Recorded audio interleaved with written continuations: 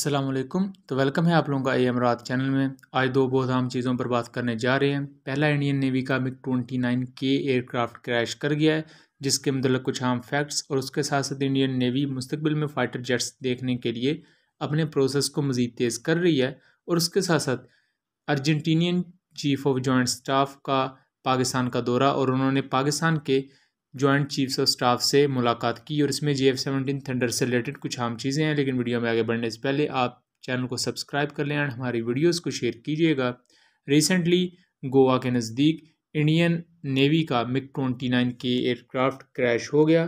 इस MiG-29K aircraft को कोई टेक्निकल फेलियर दरपेश आया, जिसकी वजह से इस एयरक्राफ्ट को ये हादसा हुआ। और लेकिन पायलट्स खुशकिस्मती से इजेक्ट करने में कामयाब रहे और पायलट्स सेफ हैं। बहरहाल इंडिया के पास तकरीबन 45 के करीब MiG-29K एयरक्राफ्ट हैं, जिनको अपनी INS विक्रमादित्य पर यूज़ करते हैं। और अभी तक चूँकि new fighter jet Indian navy को नहीं मिल सका, इसलिए INS विक्रांत पर भी यही MiG-29K जहाज़ ऑपरेट कर रहे हैं। ये इंडियन नेवी का 5वां MiG-29K था जो अब तक क्रैश हुआ, और इस लिहाज से इंडियन नेवी की MiG-29K जहाज़ों की जो फ्लीट है उसमें 11.11% तक की कमी आई है। और अगर इस तरह के क्रैशेस मुस्तकबिल में भी होते रहे तो ये डेफिशिएंसी यही 20% से भी अबव जा सकती है, जो कि एक बहुत ही पुअर सेफ्टी रिकॉर्ड होगा। ये इसकी वजह ये भी हो सकती है कि टेक्निकल फेलियर क्यों आया, क्योंकि MiG-29 पर एक स्ट्रेस बढ़ चुका है। एक तो INS विक्रमादित्य पर भी पहले ऑपरेट कर रहे थे, अब उनके कुछ यूनिट्स को INS विक्रांत पर भी ऑपरेट करवाया जाने लगा। ऑब्वियसली INS विक्रांत पर एक नए एयरक्राफ्ट करियर पर जब आपने इन्हें ऑपरेट करवाना है तो ज़्यादा से ज़्यादा सॉर्टीज़ फ्लाई करेंगे, जिससे आप उस एयरक्राफ्ट करियर की सस्टेनेबिलिटी और दूसरे पैरामीटर्स को भी जांच सकें। तो ये एक वजह हो सकती है कि ज़्यादा स्ट्रेस आने की वजह से इसमें कोई टेक्निकल फेलियर आया। बहरहाल ये एक नॉर्मल रूटीन फ़्लाइट थी, लेकिन इंडियन नेवी अब इस प्रोसेस को तेज़ कर रही है कि वो राफेल M या FA-18 में से किसी एयरक्राफ्ट को अपनी नेवी के सेकंड एयरक्राफ्ट करियर के लिए चूज़ करें।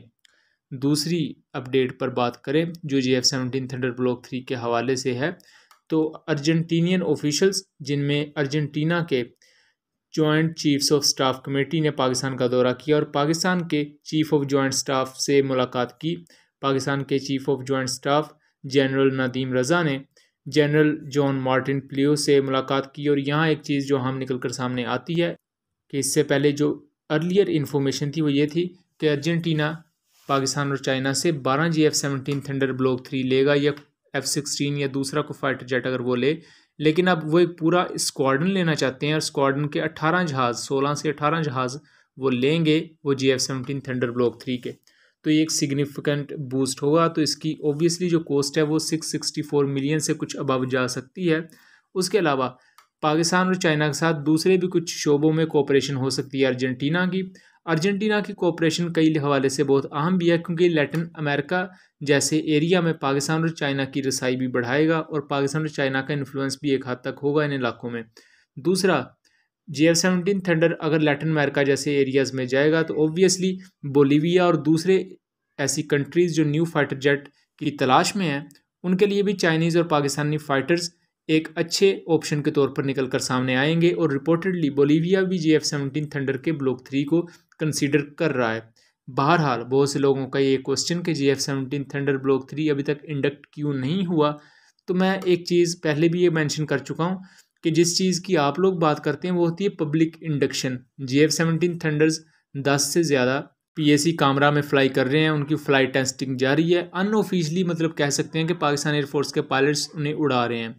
जिस चीज़ को आप बात करते हैं पब्लिक इंडक्शन की, यानी कि वो इंडक्शन जिसमें आम पब्लिक के लिए एक फ़ोटो सेशन होता है, उसके साथ एक एयरक्राफ्ट को बाकायदा हिस्सा बना दिया जाता है एयरफोर्स का, वो इस साल के एंड से पहले हो जाएगी।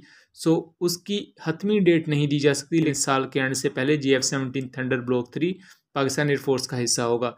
एंड पाकिस्तान एयरफोर्स जब अपनी ज़रूरियात के मुताबिक इसकी प्रोडक्शन लाइन को चालू कर लेगी, उसके बाद जो दूसरी कंट्रीज़ हैं जिनमें रिपोर्टेडली नाइजेरिया भी हो सकता है, और उसके अलावा अर्जेंटीना है, दूसरी बहुत सी ऐसी कंट्रीज़ हैं जो कि JF-17 ब्लॉक 3 में इंटरेस्टेड हैं। बहरहाल मैं यहाँ बताता चलूँ कि अर्जेंटीना का एक वफद शायद बहुत जल्द इंडिया का दौरा करे, जहाँ वो हाल तेजस को भी इंस्पेक्ट करेंगे।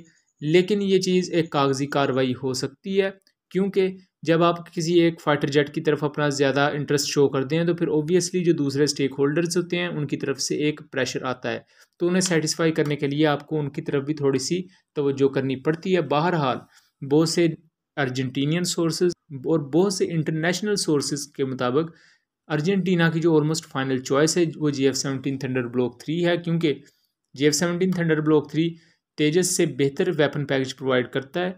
उसके अलावा GF-17 थंडर की जो ऑपरेशनल कॉस्ट है पर आवर वो F-16 से भी कम है और हाल तेजस से भी कम है। बहरहाल हाल तेजस की जो कॉस्ट है वो F-16 से भी ज़्यादा है, मतलब कि एक लाइट कॉम्बैट एयरक्राफ्ट होते हुए भी F-16 से ज़्यादा महंगा एयरक्राफ्ट है हाल तेजस, जिस पर इंडिया को आने वाले वक्त में ज़रूर काम करना होगा अगर उन्होंने तेजस को इंटरनेशनल मार्केट में पिच करना है। क्योंकि अगर ये F-16 से भी ज़्यादा महंगा है तो फिर दूसरे मुल्क इसे परचेज़ करने में दिलचस्पी का इजहार नहीं करेंगे, और इस चीज़ को हर जी शऊर इंसान समझ सकता है।